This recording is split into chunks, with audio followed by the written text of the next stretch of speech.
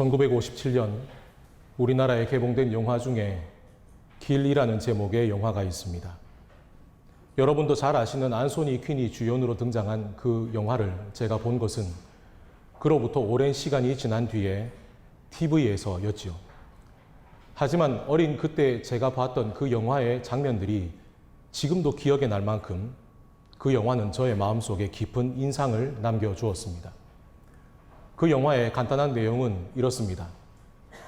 떠돌이 차력으로 돈을 버는 잠파노라는 한 남자가 어리숙한 젤소미나라는 한 여인을 자신의 조수 겸 아내로 데리고 다니게 됩니다.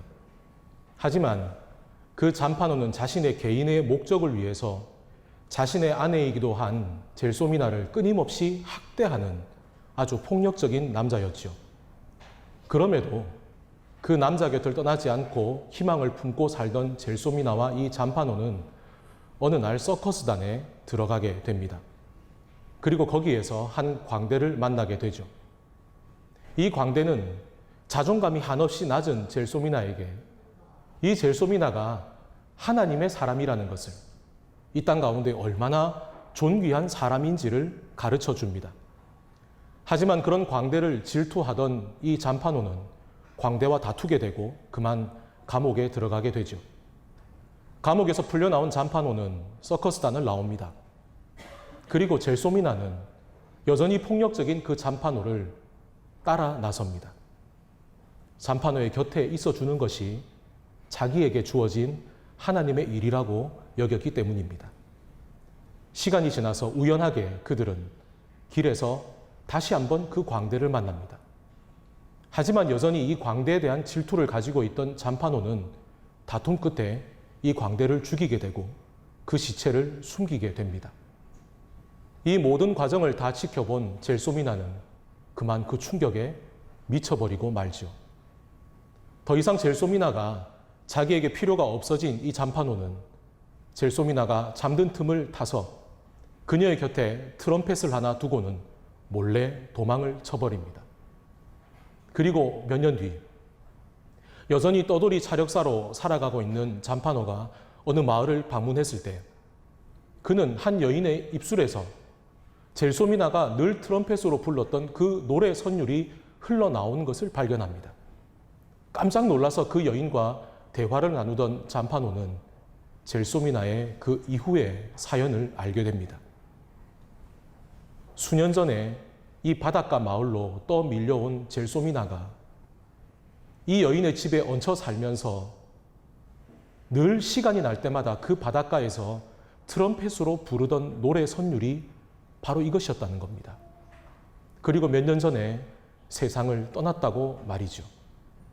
그날 밤에 술집에서 술에 취해 엉망으로 난동을 피우던 잠파노는 그 깊은 밤 젤소미나가 매일마다 트럼펫을 불렀던 그 바닷가에 가서 영화 내내 한 번도 흘리지 않았던 눈물을 처절하게 흘립니다. 자신의 인생이 외롭다는 것을, 그리고 자신이 젤소미나에게 저질렀던 그 끔찍한 죄에 대해서 뒤늦은 후회의 통곡이었던 것이죠. 이제 만들어진 지 70년이나 지난 영화이지만 아직까지 영화를 좋아하는 사람들에게 명작으로 손꼽히는 이 길이 저를 비롯한 많은 사람들의 뇌리에 아직까지 남아있는 이유는 외로운 삶을 살아갔던 그 잠파노의 모습과 그리고 사랑하는 잠파노를 위해 평생을 헌신했던 젤소미나 역할을 했던 두 배우의 연기가 탁월했기 때문도 있지만 길이라는 제목으로 우리에게 소개된 그 영화 속의 그 길은 잠파노와 젤소미나뿐 아니라 우리 모두가 걸어가는 삶 그 자체이기 때문입니다. 20대 후반을 살아가던 저는 대학 졸업을 앞두고 참 많은 계획을 가지고 있었습니다. 졸업을 하면 제가 원하는 것을 더 공부하기 위해서 유학도 하나하나 다 준비되어 있던 참이었죠. 그런데 졸업을 하기 한 달 전에 제가 계획했던 모든 것들이 하나씩 무너져 내린 것을 보고 저는 제가 평생을 공부하고 싶었던 저의 전공을 저의 인생에서 접어야 했습니다. 그러나 그 순간 제 인생에서 접어졌던 것은 제가 공부하고 싶었던 것뿐만이 아니었습니다. 제가 살고 싶었던 삶의 소망도, 그리고 하나님 앞에 살아왔던 제 신앙의 열정도 저는 모두 접어버렸습니다. 그리고 어느 날 주말이 되어서 마음이 번잡해진 저는 무작정 길을 나가서 저의 집 앞에 있는 지하철역으로 내려갔습니다. 그런데 지하철역으로 내려간 저는 깜짝 놀라고 말았습니다. 왜냐하면 어디로 가야 할지를 몰랐기 때문입니다. 그 동네가 저에게 낯선 곳이어서가 아닙니다. 그 동네는 제가 평생을 나고 자란 동네입니다. 그리고 그 지하철은 제가 가고 싶은 곳 어디서든 저를 데려다 줄 수 있는 곳이었습니다. 또한 그 순간 제 전화기 속에는 제가 전화하면 당장이라도 달려 나올 수 있는 제 친구 수십 명의 전화번호가 저장이 되어 있었습니다. 그러나 그 순간 저는 어디를 갈 곳도, 그리고 이 허헛한 마음을 의지할 만한 어느 누구도 제 삶 속에는 자리하고 있지 않았습니다. 저는 단순히 길을 잃어버린 것이 아니라 제 삶의 목적을 잃어버렸던 겁니다. 외로움의 자리에서 잠판 오는 대성통곡이라도 할 수 있었지만 삶의 목적을 잃어버린 20대 청년 김현국은 그 지하철역 앞에서 대성통곡할 용기도 없이 그저 속으로 한참을 눈물을 삼키며 머물러 있어야 했습니다.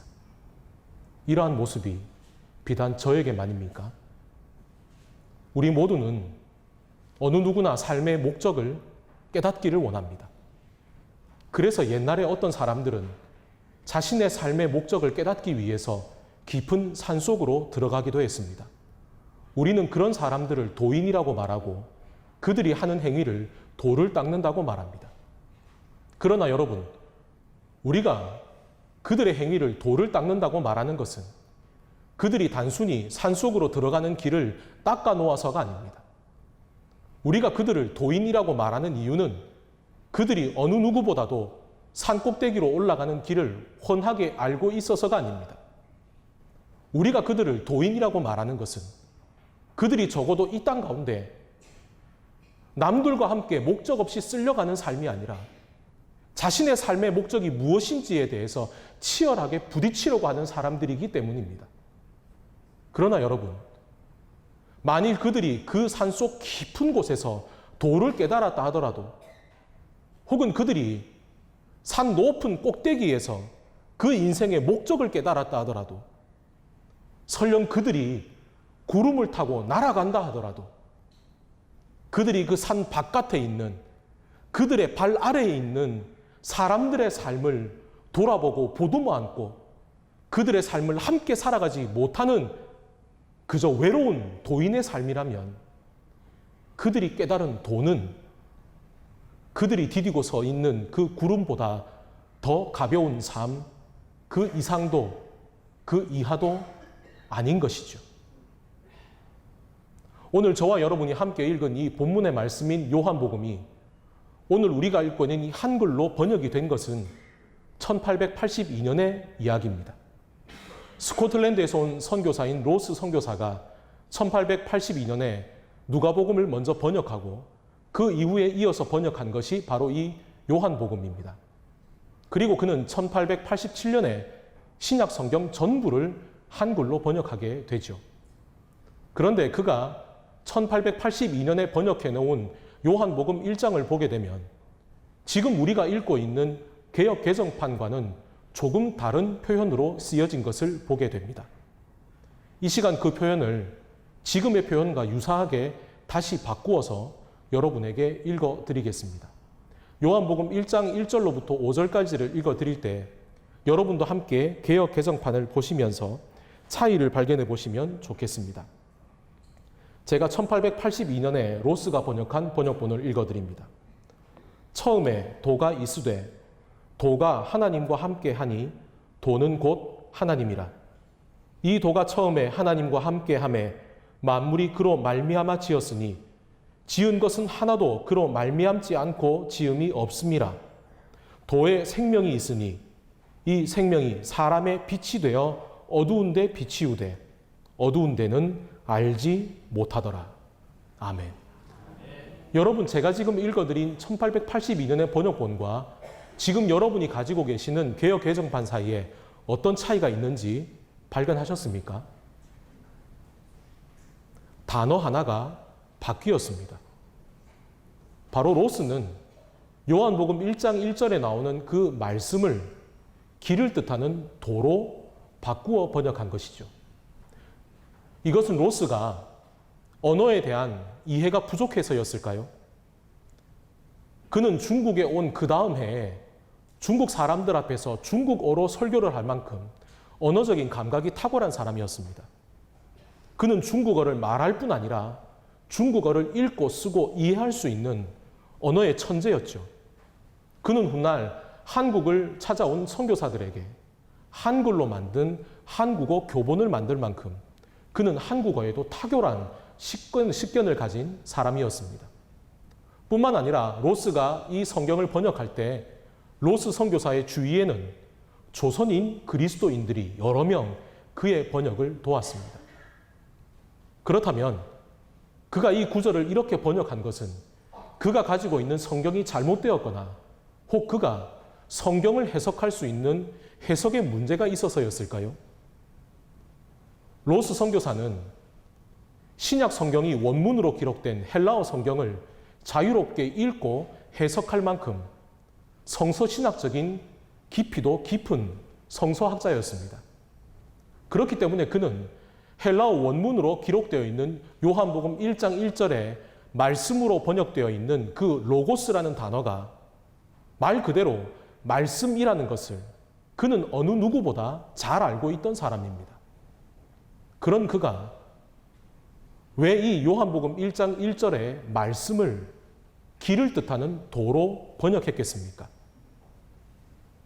그 당시의 사람들에게 말씀이란 글에 적혀 있는 말에 책에 적혀 있는 글입니다.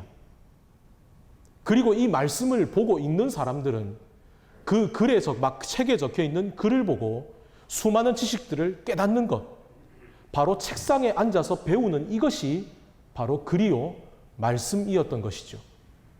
그러나 로스 선교사는 세상에 존재하는 수많은 말들과 지금 이 요한복음 가운데 기록되어 있는 그 진리의 말씀인 예수 그리스도, 그분은 결코 같지 않다는 것을 성경을 읽어 내려가는 이들에게 이야기해 주고 싶었던 겁니다. 그리고 예수 그리스도를 믿음으로 믿으며 그 진리 되신 주님을 따라가는 그 믿음이야말로 결코 책상에 앉아서 머리로 이해되는 말이 아니라 우리의 삶을 통해 드러나야 되는 것임을 로스 선교사는 누구보다 잘 알고 있었기 때문에 이 로스 선교사와 번역을 돕는 많은 조선인 그리스도인들이 수많은 날들을 함께 기도하고 고민하면서 그들은 이렇게 결정한 겁니다. 말씀이 아닌 이 땅에 오신 예수 그리스도야말로 바로 진리의 길을 걸어가신 것이요, 우리 또한 그 길을 걸어가야 한다는 것을 뜻하는 길로 이 단어를 번역하기로 말입니다. 그렇다면 여러분, 인생의 의미를 말씀을 통해 찾기를 원하는 저와 여러분은 이른바 길을 찾아가는 사람, 도인인 셈입니다. 그렇다면 저와 여러분은 그 도를 깨닫기 위해서 다른 도인들이 했던 것처럼 다 깊은 산속으로 들어가야만 하는 것일까요? 예수께서 빌립보 가이사랴 길 앞에서 제자들에게 질문하신 그 질문은 너희들은 나를 누구라고 고백하는 것이었습니다. 그리고 그 고백 앞에 이제 예수께서 십자가의 길을 말씀하셨을 때 제자들은 한사코 예수님의 앞을 가로막죠. 자신의 앞을 가로막는 베드로와 제자들에게 예수께서 말씀하셨습니다. 누구든지 나를 따르려거든 자기를 부인하고 자기 십자가를 지고 나를 따를 것입니다. 황제가 신이 되어 있는 빌립보 가이사랴의 길 앞에서 예수께서 굳이 제자들에게 자기가 누구인지를 물어보시고 황제가 신이 되어 있는 그 길 앞에서 십자가의 길을 따르기를 말씀하신 것은 바로 제자에게 이 중요한 것을 질문하시기 위해서였습니다. 너희는 황제의 길을 따르려는 것이냐? 아니면 십자가의 길을 따르려고 하는 것이냐? 바로 이 질문을 말이죠. 그렇기 때문에 요한복음 14장에서 이제 예수께서 이 땅을 떠나실 때가 가까워 오셨을 때 예수님은 제자들에게 마지막 복음을 가르쳐 주시면서 이제 내가 가는 길을 아니 너희도 따라오라고 그들을 부르셨습니다. 그런데 그때 제자들 중에 한 사람인 도마가 제자들을 대표해서 이렇게 말합니다. 주님께서 어디를 가시는지 우리가 알지 못하는데 어떻게 우리가 주님을 따라가겠습니까? 그 도마의 질문에 예수께서 대답하셨습니다. 나는 길이요, 진리요, 생명이니. 예수께서 말씀하시는 것은 비단 너희가 나를 따라서 십자가의 길을 따라오는 것뿐 아니라 지금 너희에 앞서 그 십자가의 길을 걸어가는 나 자신이 바로 길이라고 예수께서는 제자들에게 말씀하셨습니다. 그러니 너희가 내가 온 길을 따라가는 것뿐 아니라 너희들이 나와 함께 동행하는 그것으로도 너희가 나를 통해 진리 되신 하나님 앞으로 나아갈 수 있다는 것. 그렇게 너희들이 길이 된 나와 함께 동행하는 그것이야말로 세상의 어떤 유혹 가운데 흔들리지 않고 진리 안에 거할 수 있다는 것. 그것을 바로 주님께서는 제자들에게 말씀하셨던 겁니다. 요한복음 14장에서 예수께서 말씀하신 그 조회라고 하는 생명을 뜻하는 단어는 이 땅 가운데 우리가 숨을 쉬고 살아가는 그 생명을 말하는 것이 아닙니다. 내가 길이요, 진리요, 생명이니 여기에서 생명으로 번역되어 있는 헬라어 단어 조회의 뜻은 인간의 생명이 아니라 하나님의 생명, 하나님의 생기를 말하는 겁니다. 만약에 예수께서 이 땅 가운데 걸어가는 이 길이 그저 우리가 잘 먹고 잘 사는 길을 예수께서 우리에게 보여주시기 위해서였다면 예수께서는 그 생명을 하나님의 생명을 뜻하는 조회라는 단어를 쓰지 않으셨을 겁니다. 그러나 주님께서는 우리가 십자가의 길을 따라가는 이 길이 세상 사람들이 볼 때에는 손해보는 길 같고 때로는 우리가 십자가의 길을 따라가는 것이 세상 가운데 고난의 길을 가는 것처럼 여겨지더라도 그 길 대신 예수 그리스도를 따라서 그리스도인 된 길을 걸어갈 때에 우리는 비로소 이 땅 가운데에도 하나님의 생명을 경험하고 우리 또한 이 땅에서 하나님의 나라를 향해 가는 그 길된 삶을 살아갈 수 있다고 우리에게 말씀하셨던 겁니다. 이것이 단순히 제자들에게만 주신 약속이겠습니까? 다메섹에서 빛 대신 예수 그리스도를 만난 다음에 사흘 동안 앞이 보이지 않는 사울은 그 사흘의 시간 동안 빛 대신 예수 그리스도의 말씀을 깊이 새겨들고 그 사흘 동안 자신의 인생의 방향을 180도 바꾸게 됩니다. 그리고 사흘 뒤에 아나니아에 의해서 눈이 떠졌을 때 그는 더 이상 그리스도인들을 박해하는 삶이 아니라 자신 또한 예수 그리스도를 따라가는 그리스도인, 바로 그 길을 따라가겠다. 그는 삶의 목적을 정하게 되죠. 그런 그가 이렇게 고백합니다. 그런즉 누구든지 그리스도 안에 있으면 새로운 피조물이라. 이전 것은 지나갔으니 보라 새 것이 되었도다.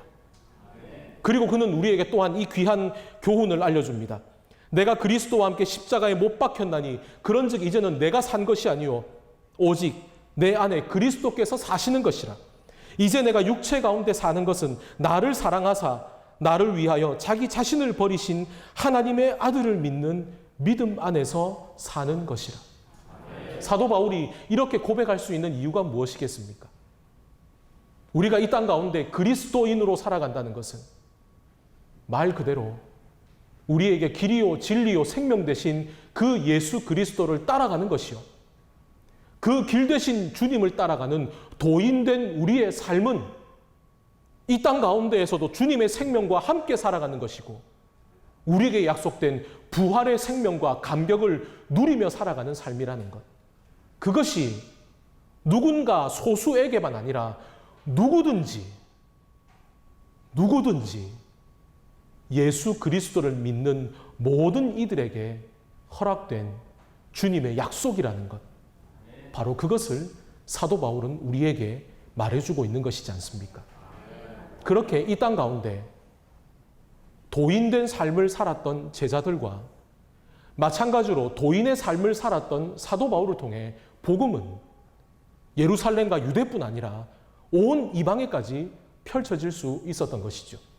그렇다면 그 도인된 삶은 성경에 약속된, 성경에 기록된 이 성경 속의 인물에게만입니까? 저는 일전에 여러분들에게 1866년 대동강 강변에서 복음을 뿌리고 죽어간 토마스 선교사에 대한 이야기를 나누었던 적이 있습니다. 6개월의 긴 항해 끝에 중국에 다다랐지만 긴 여행에 지친 아내가 그 땅에서 먼저 하나님의 부르심을 받은 다음 토마스 선교사는 깊은 고뇌 속에 선교사의 사명을 포기해버립니다. 그러나 그랬던 토마스 선교사가 다시 한번 복음의 소명을 붙잡았던 것은 수천 명의 가톨릭 교인들이 목을 베어 죽임당하는 그 조선 땅에 성경이 없다는 바로 그 단 한 가지였던 겁니다. 그렇기 때문에 토마스 선교사는 한문으로 번역되어 있는 쪽복음을 하나 가득 가지고 제너럴 쇼먼호를 타고 들어오지만 그 또한 복음을 제대로 입 밖으로 전해보지 못한 채 불타는 배 밖에서 수군에 의해 죽임을 당하고 말았습니다. 하지만 복음을 제대로 전하지 못한 채 그 쪽복음을 뿌리며 죽어간 토마스 선교사의 죽음이 헛되지 않았다는 것은 그때 저와 여러분이 함께 나눈 놀라운 역사적인 사실들이 증명하고 있지 않습니까?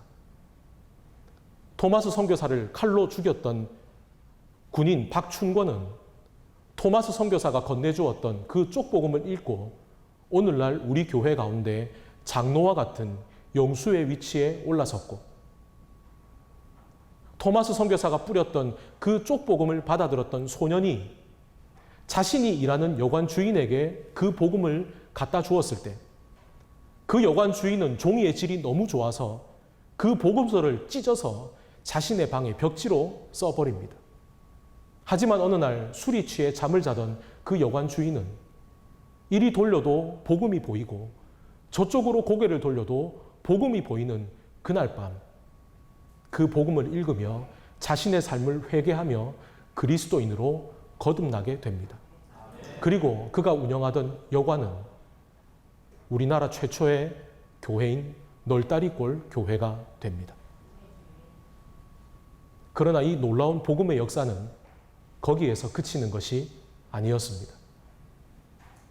1872년 스코틀랜드에서 로스 선교사가 중국에 도착한 다음 이듬해인 1873년 로스 선교사도 마찬가지로 자신의 아내를 병으로 먼저 떠나보냅니다. 그런데 그 로스 선교사에게 일찍이 선교에 대한 모든 열정을 포기하고 살았던 토마스 선교사에게 조선인 그리스도인들을 소개시켜줬던 윌리엄슨 선교사가 1873년에 로스 선교사를 찾아와서 그에게 토마스 선교사의 이야기를 건네줍니다. 그리고 대동강변에서 복음을 뿌리며 이 토마스 선교사의 순교의 이야기를 이야기해 주었을 때 토마스 선교사의 마음 가운데 복음의 불꽃이 피어올랐던 것처럼 그 성령의 역사하심이 로스 선교사의 마음 속에도 일어나기 시작합니다. 자기와 똑같이 사랑하는 사람을 중국 땅 가운데 묻어야 했던 27살의 한 젊은 선교사가 복음을 전하기 위해서 대동강변에서 피를 흘리며 죽어갔던 그 이야기를 들으면서 로스 선교사 또한 이제 저 조선 땅 가운데 한글로 번역된 성경을 가지고 복음을 전하다 죽겠다. 그도 그렇게 자신의 삶을 다시금 소원하게 된 것이죠. 그런데 그 로스 선교사를 도우면서 성경 번역을 도운 이영태라고 하는 사람은 다름 아니라 토마스 선교사를 칼로 죽였던 병사 박춘권의 조카였습니다. 토마스 선교사를 칼로 죽인 박춘권이 토마스 선교사가 준 그 복음을 들고 복음을 영접한 후에 그의 조카인 이영태 또한 그 복음을 접한 뒤에 그리스도인이 되고 로스 선교사를 도와 성경 번역을 돕기 위해 먼 땅 만주에까지 찾아간 것입니다. 이 땅 가운데 도인의 삶을 살아간 토마스, 그리고 로스, 그리고 이영태를 비롯한 수많은 도인들, 그 복음의 길을 걸어간 그들의 삶은 바로 이 땅 가운데 길이요 진리요 생명 되신 예수님의 은혜 가운데에서 예수님의 능력을 놀랍도록 드러내는 놀라운 그 섭리의 역사 가운데 하나로 이어졌던 것입니다.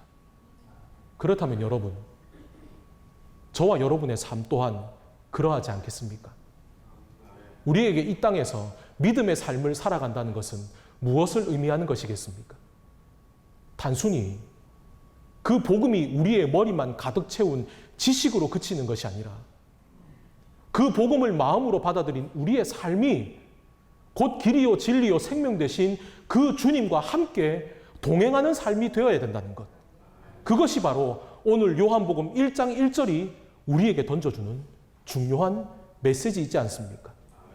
전도란 복음을 말로 전하는 것이 아니라 이 땅 가운데 그 길을 살아가는 도인된 우리가 우리의 삶을 통해 복음을 알지 못하는에게 손 내밀어 그들을 복음의 삶으로 초청하는 것, 그것이 바로 도인된 우리가 살아가는 전도의 삶, 그것이 아니겠습니까?